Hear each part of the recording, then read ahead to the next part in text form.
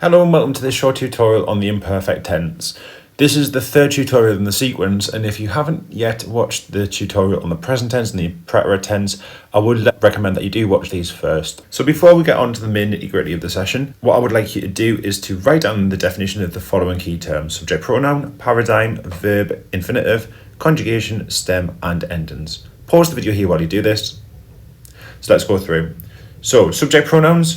So just a reminder, our subject pronouns shows who does an action. Okay, they replace the person who does the action or the subject of a sentence. These are I, you, he, she, it, we, you plural, and they. So the paradigm is an order that never changes, and it orders the subject pronouns, and it orders all of our endings in the Spanish language, all of our different conjugation endings. And the paradigm never ever changes. A verb is an action or a doing word, and the infinitive of the verb is the to form of the verb. And in Spanish, our infinitives end in er, they end in er, and they end in ir. Conjugation is the process of changing or manipulating the infinitive. So going from to play to I play or I played. So it's that process of manipulating the verb, changing the ending to show who does that action. Now, when we conjugate, the first thing that we have to do is we have to remove the infinitive ending, the AR, the ER, or the IR.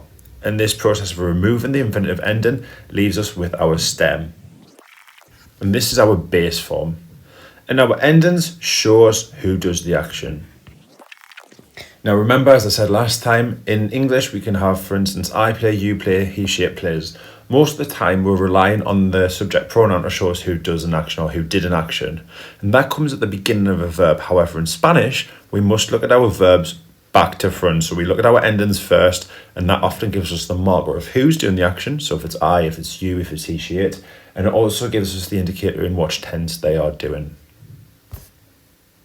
So, and a reminder of the paradigm. As I said previously, the paradigm never ever changes. The order is I, you, he, she, it, we, you plural, and they. And in Spanish that is yo, tú, él, ella, nosotros, nosotras, vosotros, vosotras, ellos, ellas. So do be aware that the we, the you plural form, and the they form, they all agree with who's doing that action.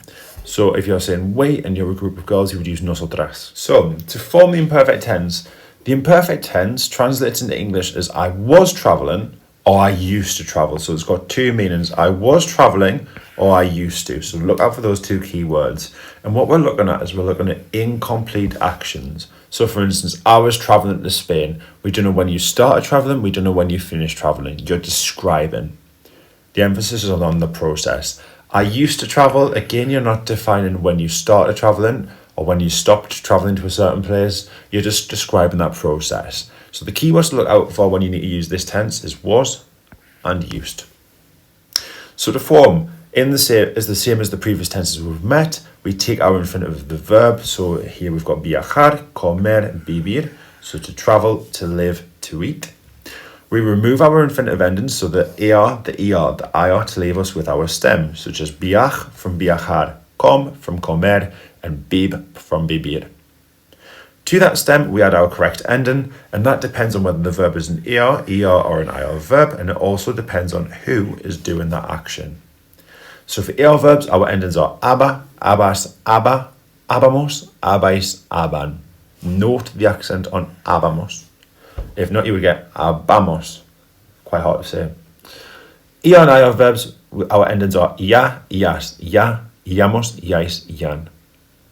So, to run us through an example, if I wanted to say she used to buy, I would take my infinitive first, which is comprar. I would then remove my er infinitive ending to leave me with my stem, which is compr. I want she used to do it, so I'm going to use that version of the verb. So it's the she form, and comprar is an er verb. So I'm going to go to the he, she, it, read along there. And because it's an er verb, I'm going to go there. So the ending I'm going to add is aba. So I get compraba. Now, as always, there's always irregulars in this tense. And luckily for the imperfect tense, there's only 3 verbs that are irregular. You've got, firstly, the verb ser, to be. So you've got era, eras, era, éramos, erais, eran. Ir, to go. We've got iba, ibas, iba. íbamos, ibais, iban. And ver, to see. Now, ver's quite easy to remember because all you've got to remember to do with ver is you retain the A. So you've got veía, veías, veía, veíamos, veíais, veían. So, what we should do now is have a go at conjugating some verbs in the imperfect tense. You've got some sentences using the imperfect tense. What I would like you to do is to conjugate the verbs, the infinitives that I've given you in the brackets, and translate it into Spanish. Pause the video here while you do this. Okay, so let's go through. So they were eating comer. So first of all, I'm going to take my infinitive, comer. Remove my ending to get my stem, com. It's an ER verb and it's they were eating. So the ending is comían. We were visiting. Take our infinitive first, visitar. Remove our infinitive ending to get our stem, visit. And we were visitábamos. Now what's important, just remember you need the accent on the ábamos. He was living, vivir, our infinitive. Remove the IR to get our stem, bib. And he was, bibía. Nuria and I used to dance. Nuria and I, again, one of those examples, what we can do is we can replace Nuria and I with the pronoun we. So that's the form of the verb we're going to use. So let's take our infinitive, bailar.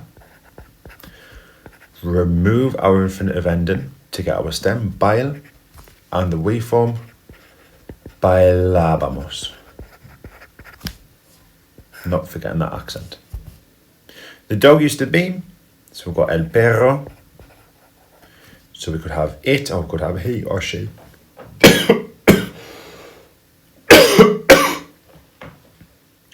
Now, the verb to be said is irregular, and the form we're going to use is the he, she, it, which is era. So, el perro era. El perro era. She used to go. We've got ir. Now, remember, ir is also one of our irregulars, and the form we need is iba. I used to have. We've got our infinitive tener. Remove our er to get our stem, ten, and to that, add the right ending, which is tenía. Do note that tener is regular in the imperfect tense. He was writing, escribir. Remove our ending to get our stem, our infinitive ending to get our stem. So we get escrib and add the right ending, escribía. Now, this one's interesting. You singular listened, really important. I've done this on purpose. Listened, I'm not saying was listening or used to listen. Listened. This suggests that this action is completed. Therefore, I'm actually going to use the preterite tense. So this time, I follow the same process to hit my infinitive, remove my er to get my stem, but I need to use a preterite ending. So I'm going to get escuchaste. So see that difference there? Listened implies a completed action and it hasn't got was or used to, okay? Which would suggest a process or an ongoing action. They were downloading, back to the were, so we got our infinitive descargar. Remove our er to get our stem, and they were downloading, descargaban. And there we go. Now, as I alluded to in the past slide, the imperfect tense and the preterite tense sometimes get confused. What we have got is, in Spanish, we often think of the past time frame, okay? Now, the past time frame, what I can say is, I could say I was eating, I ate, I have eaten, I had eaten. There's a multitude of different ways of expressing the past, and each tense has a specific way or communicates a specific message. So if we look at the imperfect, we're looking at was eaten or used to eat. So it's the focus on process, it's focus on the incomplete nature of an action or the description. So that's what we're doing when we use the imperfect. Whereas if we use the preterite tense, what we're focusing on is we're focused on the completion of an action or a sequence of actions. So for instance, The first one, I was eating, I used to eat. I don't know when I started eating, when I finished eating, it would describing. Whereas if I say I ate, that cake is now in my belly and it's probably being digested. It's done, that action of eating, it's finished, so it's I ate. But what you can do, if we look at the bottom, is that we can combine tenses. So for instance, I was going to the park. I don't know when I was going to the park. I don't know when I started going to the park, when I finished going to the park, if I got there. But somewhere along that line, somewhere on that journey to the park, if I do this arrow, I saw Lionel Messi. I saw him. That was a completed action. So what we can do is we can combine both together to show the juxtaposition, showing that an action interrupted an ongoing act description in the past. So what I would like you to do next is have a look at the below sentences. You've got some translations, such as the first one. What we've got is in the past, I used to eat chips every day. En el pasado, comía o comí patatas fritas todos los días. You need to choose the right verb, the right form of the verb in purple. Pause the video here while you do this. So let's go through. So, en el pasado comía o comí patatas fritas todos los días. So, in the past, I would probably say I used to eat. So, we've got that there. If we've got I used to, we need that imperfect form of the verb. So, en el pasado comía patatas fritas todos los días. When I was young, I used to go to the shops with my friend. Again, we've got that I used to go. So, therefore, we're going to go for iba, the imperfect tense form of the verb. The next one, last year my sister decided to buy a car. Now my sister decided to buy a car. She completed that action, she completed that decision, and she made that decision to buy a car. Therefore, in this instance, we're going to go for the preterite tense, decidió. Not she was deciding, she actually did decide and she bought it, so it's completed. So we use the preterite tense in that instance. When I was playing in the park, I saw Rosalia, not a Rosalia, Rosalia. So, when I was playing in the park, I was playing. So therefore, we're going to go for, in this first clause, jugaba, the imperfect tense, because we don't know when the person started playing in the park, we don't know when they finished playing in the park. But what we do know is, whilst they were playing in the park like this, at one point, they saw Rosalia. They actually saw her. It's a complete action, so we would use the preterite tense, vi a Rosalia. And the last one, I was listening to music when my brother arrived home. So I was listening. That's going to be the imperfect tense, le escuchaba. Música cuando mi hermano llegó a casa. He arrived home. Not he was arriving at home. He got there. He arrived. So just to finish off, pause the video here and fill in this quick summary sheet. So let's go through. So, the imperfect tense, incomplete actions in the past, I was travelling, I used to travel. So the first, we take the infinitive of the verb. So we have viajar, comer, vivir. We remove the infinitive ending to leave us with our stem. And we add the correct ending to the stem based on whether the verb is an er, or an IR verb. And who is doing that action? Our endings for ER verbs.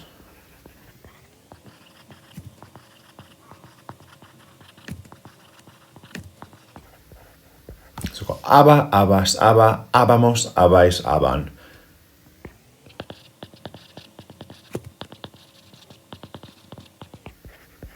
ER and IR verbs, ya, yas, ya, yamos, yais, yan.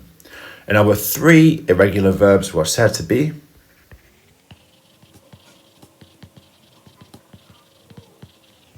So era, eras, era, éramos, erais, eran, ir, to go.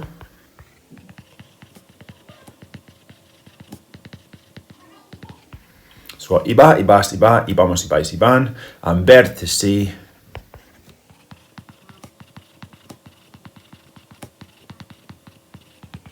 So veía, veías, veía, veíamos, veíais, veían. Hope that was useful.